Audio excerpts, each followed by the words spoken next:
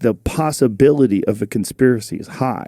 I do not know whether or not Lee Harvey Oswald acted alone. I think Lee Harvey Oswald was most certainly a part of it. But when Lee Harvey Oswald was captured, when they were talking to him, he said, "I'm a patsy." Yeah. I'm inclined to believe he was a patsy, but I'm also inclined to believe that he had knowledge of it. He was there for probably a very specific reason, and they were probably setting him up. I think there was probably multiple people involved. Yeah, who's the they? Who is the they? That's the question. Is it the CIA? Was it the mafia?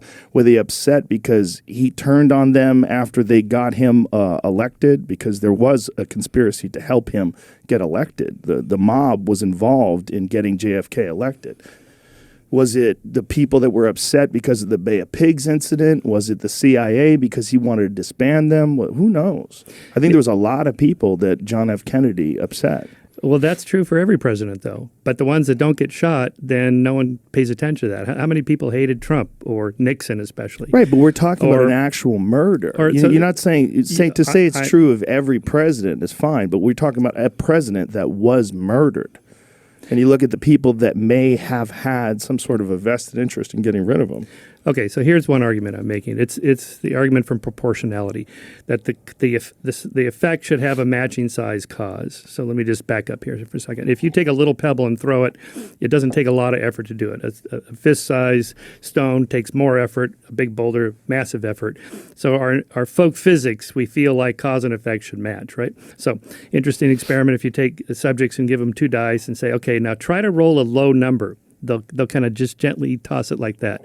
Now try to roll a high number like an 11 or 12. They'll give it a good heave like that. That's dumb people. Well, but that's our intuitions. But that's people that don't know about dice. Okay. We're not talking about trained assassins. Okay, but let me finish. So, our sense is that big events, JFK assassination, Princess Di dies, 9/11, COVID-19, counterfactually, if Oswald had missed Kennedy or just wounded him and he didn't die, would there be massive conspiracy theories about who he was?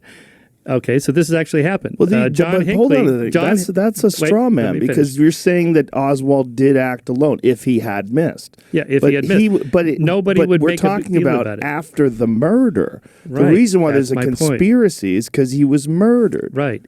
So why are there no conspiracy theories about John Hinckley shooting Reagan?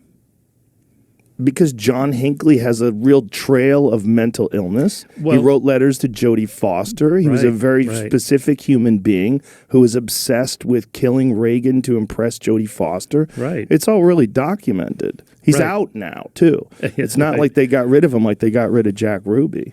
Or Squeaky Fromm tried to shoot Gerald Ford. Mm-hmm. Okay, but she missed. But she was also in the Manson family. There's a big conspiracy about that. About the Manson family and the fact that Charles Manson was a part of MK Ultra. Oh, yeah.